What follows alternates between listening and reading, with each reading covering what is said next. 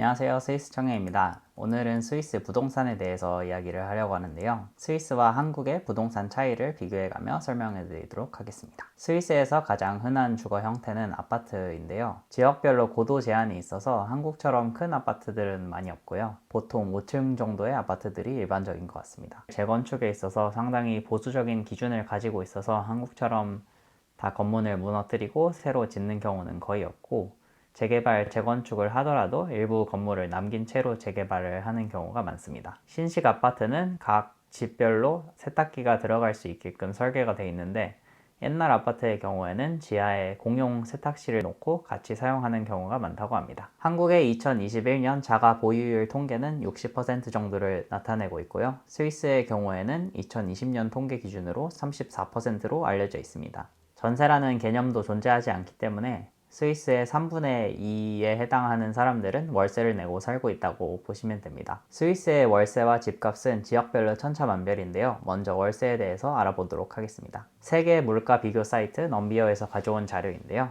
스위스 취리히, 제네바, 그리고 저희가 살고 있는 빌비엔 기준으로 취리히 시내 원룸 월 2,000프랑, 제네바 시내 원룸 월 2,000프랑, 빌비엔 시내 원룸 1,000프랑, 방 3개짜리 아파트 기준으로는 취리히 2,700프랑, 제네바 3,000프랑, 그리고 빌비엔 1,500프랑으로 지역별로 2배 정도 차이가 나는 것을 볼 수 있습니다. 그래서 이 가격을 현재 환율 1프랑 1,400 정도를 적용하면은 취리히가 한 달에 월 280만원, 제네바 월 280만원, 빌비엔 140만원, 그리고 서울이 평균 100만원으로 생각을 하면은 월세 기준으로는 좀 스위스가 많이 비싸다고 할 수 있네요. 아파트도 마찬가지로 370만원 정도, 420만원, 210만원, 그리고 서울 아파트 350만원. 원룸 기준으로 봤을 때는 스위스가 좀 비싼 편인 것 같지만 아파트로 보면은 한국 아파트가 참 비싸다는 걸 느낄 수 있습니다. 스위스 평균 임금이 5천에서 6천 프랑 사이인 걸 감안했을 때 월세로 대부분 한 30%에서 35% 정도를 사용하는 것으로 볼 수 있습니다. 다음은 매매 가격입니다. 마찬가지로 넘비어 사이트에 있는 자료 기준인데요.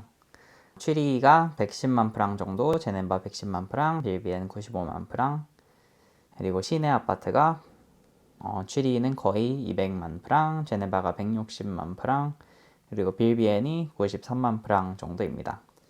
그리고 현재 환율을 적용했을 때는 서울에 있는 아파트 가격과 스위스에 있는 아파트 가격이 큰 차이가 없다는 것을 보실 수 있습니다. 특히 현재 저희가 살고 있는 빌비엔과 서울의 시내, 예를 들면 강남이겠죠?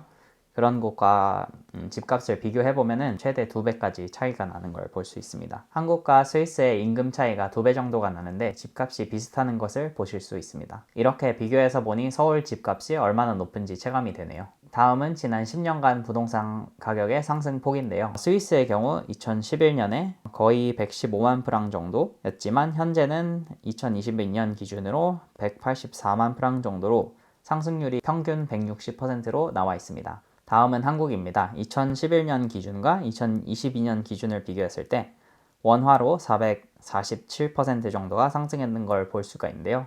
이것을 다시 달러로 환전을 해가지고 그때 당시의 환율을 기준으로 했을 때 스위스의 경우 148%, 그리고 한국의 경우 거의 400%의 집값 상승이 있었다는 것을 볼 수 있습니다. 다음은 대출과 세금에 대해서 이야기를 해볼 건데요. 부동산 시스템에 있어서 가장 도드라지게 차이가 느껴지는 부분이 이 부분입니다. 한국의 부동산 대출은 원금을 전부 상환하는 것에 의의가 있는데요. 스위스의 대출의 경우는 원금을 일부 남기고 대출금의 이자를 계속 갚아나가는 식으로 하는 경우가 많습니다. 이렇게 하는 이유는 대출 이자를 계속 내는 편이 세금 혜택에 있어서 유리한 면이 있기 때문입니다.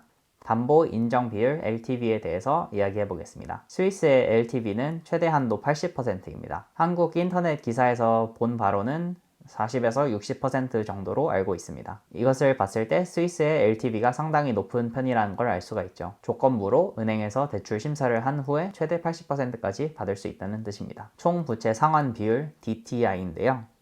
스위스의 DTI는 연간 33% 정도입니다. 실제 대출 이자율보다 높은 금리를 적용해가지고 DTI를 계산합니다.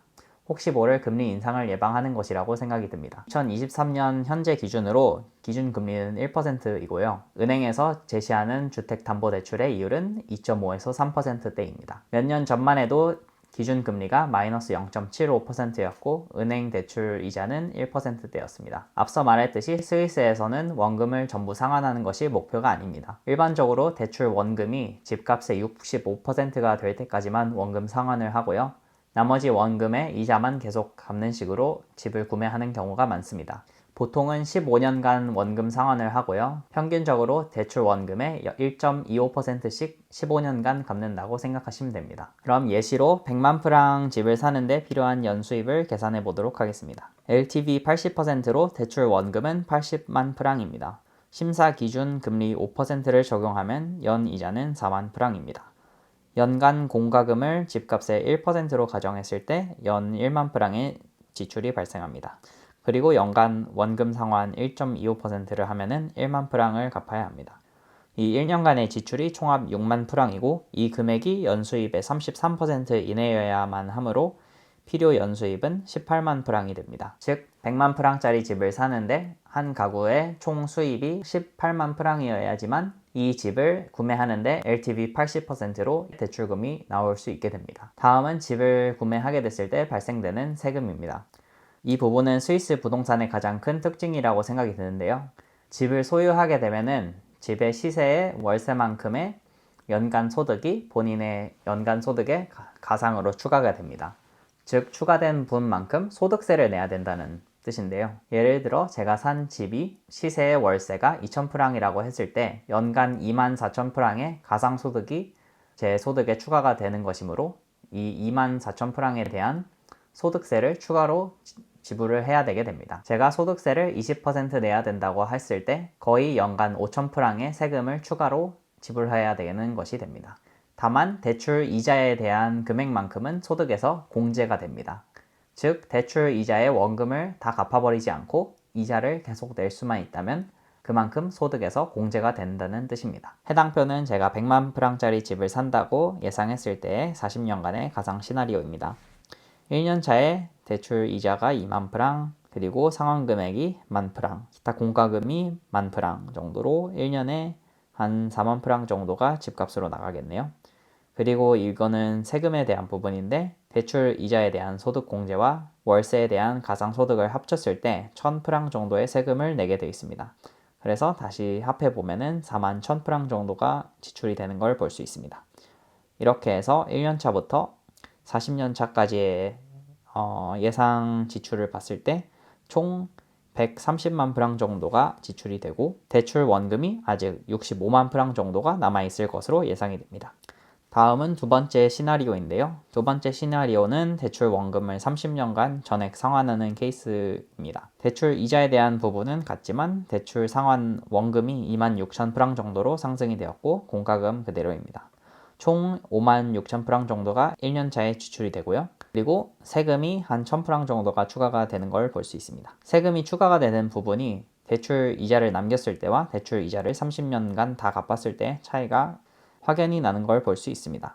30년 차에 모든 대출금을 갚게 되면은 그 이후로부터 연간 6,000 프랑의 세금을 내게 돼 있는데요. 대출금을 남긴 경우를 봤을 때는 소득세가 2,000 프랑 정도로 4,000 프랑 차이가 있는 것을 볼 수 있습니다. 물론 대출 원금을 전부 갚았기 때문에 해당하는 부분에 이자는 발생하지 않게 됩니다. 다만 스위스가 계속 저금리 정책을 유지해왔던 것을 봤을 때 대출 이자는 그렇게 큰 부담이 되지 않는 것으로 생각이 듭니다. 그러므로 대출 원금을 전부 상환하는 것보다 초창기에 돈을 적게 내면서 소득 공제를 계속 받는 편이 이득이라고 생각이 듭니다. 다음으로는 해당 시나리오와 월세로 살았을 때에 대한 계산을 해볼 건데요.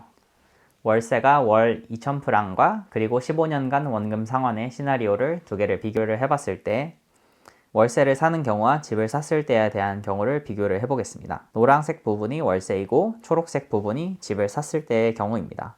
해당 금액은 누적 금액으로 1년 차에 월세로 살았을 때는 24,000프랑, 그리고 집을 샀을 때는 41,000프랑 이런 식으로 40년간 계산을 해봤습니다. 그 결과를 그래프로 그려봤을 때 파란색 선이 월세이고 빨간색 선이 집을 구매를 했을 때입니다. 월세로 살았을 때와 집을 샀을 때 비교를 했는데요. 생각보다 그렇게 드라마틱한 차이는 나지 않는 것 같습니다. 특히 집을 보유하고 집값 상승에 대한 요인을 생각했을 때 장기적으로 한 곳에 살 거라면은 집을 사는 것이 유리할 수가 있고, 그리고 단기적으로 뭐 2년이나 3년간 계속 이사를 해야 되는 경우가 있다면은 아마도 월세로 사는 것이 취등록세나 이사하는 비용적인 부분에 있어서 월세로 사는 부분이 더 이득일 수도 있습니다.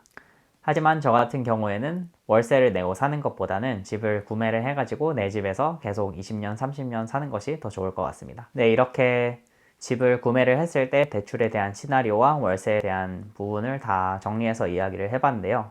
이렇게 정리해서 이야기를 하고 보니 스위스의 자가 보유율이 34%인 게 이해가 좀 되는 부분이 있습니다. 한국의 경우에는 부동산 집값이 계속 꾸준히 상승을 해왔기 때문에 자가 부동산을 소유하는 편이 더 이득이라고 생각을 할 수가 있었을 텐데요.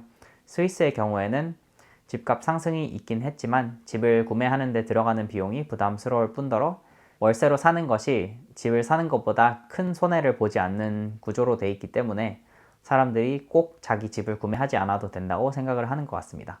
저도 이번에 정규직으로 취업이 되면서 이제 집에 대한 부분을 알아보면서 이렇게 조사를 해보게 되었는데요.